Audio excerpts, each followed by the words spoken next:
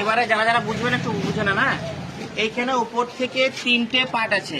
উপরের পার্টে কোনো রকম পেন চলবে না, শুধুমাত্র ছবিটার এখানে শুধু বর্তমানে একটি রঙিন ছবি বসবে। সেই ছবিতে কেউ যদি চশমা পরে থাকেন, চশমা খুলে ছবি তোলাটাই ভালো। আর মুখ কান নাক যেন পরিষ্কার আসে, পাসপোর্ট সাইজের ছবি বললেই হবে। আর ব্যাকগ্রাউন্ডটা মানে ছবির পিছন দিকটা যেন হালকা রঙের হয়, এইটুকুই বাস। এবারে উপরের দিকের যে ফর্মটা আছে, এইদিকে কিছু ফিল আপ নয়, এদিকে প্রশ্ন, এদিকে উত্তর। এদিকে আমরা লিখবো, এদিকে হচ্ছে 2025 সালে মানে এখন বর্তমান আমার হাতে যে ভোটার কার্ড আছে সেই তথ্য দেখে দেখে ফিল আপ হবে। এইখানে তারিখ মাস বছর যেমন ভাবে আছে ওই ভোটার কার্ডও ওইরকম ভাবেই আছে, ওইরকম ভাবে লিখলাম। আধার নাম্বার ঐচ্ছিক, ওটা করতেও পারেন নাও করতে পারেন, কারোর যদি আধার কার্ড নাম্বার থাকে দেবেন, না দেবেন কোনো অসুবিধা নেই। মোবাইল নাম্বার কিন্তু মাস্ট চাই, এবং যেটাতে ফোন ঢুকবে সব সময়ের জন্য সেরকম একটা মোবাইল নিয়ে বাড়ির 4 জন 5 জন 6 জন পর্যন্ত দেওয়া যাবে।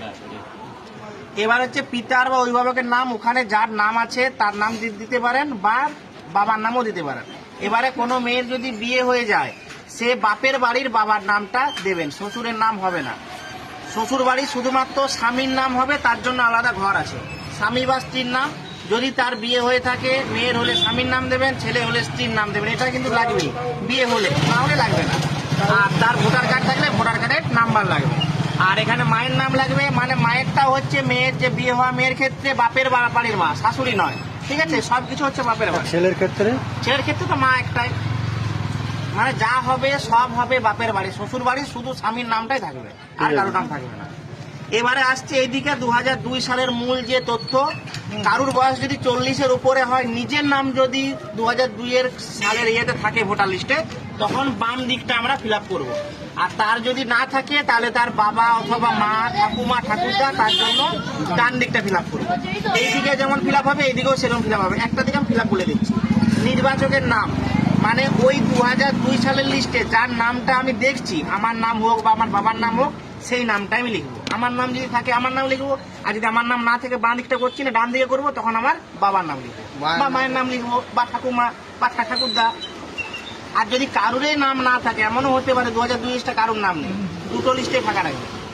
শুধু উপরটুকুন ফিল আপ হবে, ছবি সাঁটাবেন, সই করবেন, বাস, বাকিটা ওনারা বুঝে নেবেন।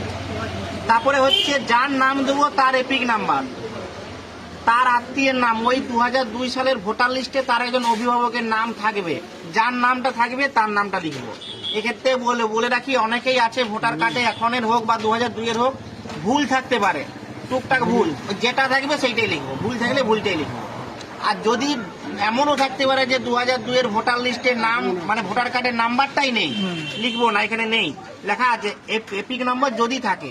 অনেকের ফাঁকা আছে, থাকলে দেবেন, না থাকলে দেবেন না, কোনো চাপ নেই। এবার আত্মীয়ের নাম দিয়ে দিলাম। আত্মীয় সম্পর্ক, মানে যার নাম 2002-এ দিচ্ছি তার সাথে তার যে আত্মীয় আছে, মানে তার যে অভিভাবক আছে, তার সাথে তার কি সম্পর্ক, এখানে আমার কোনো রোল নেই। মানে আমার ধরুন 40 বছর বয়স নয়, আমি এখানে নাম দিচ্ছি আমার বাবার, তাহলে আমার বাবার অভিভাবক হবে আমার ঠাকুরদা, তাহলে বাবার সাথে ঠাকুরদার কি সম্পর্ক সেইটা লিখবো, হয়ে গেল। এবারে জেলা, রাজ্যের নাম, বিধানসভার ক্ষেত্র,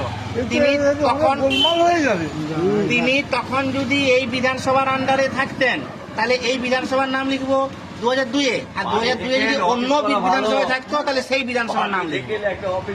এবারে হচ্ছে বিধানসভা ক্ষেত্রের নাম্বার, অংশ নাম্বার, ক্রমিক নাম্বার সব 2002 ধরে 2002-এ সেইখানে বিধানসভায় কত নাম্বার ছিল, পার্ট নাম্বার ছিল, আর কত সিরিয়াল নাম্বার ছিল। এবারে একটা জিনিস জানছি, এই ধরুন আমার নাম এখানে লিখলাম, আমার 2002 সালের আছে, হ্যাঁ, এপিক নাম্বারটা এখন ঘরে লিখবো না তখন 2002, এই নিচেরটা পুরোটা 2002 এটাই জানছি।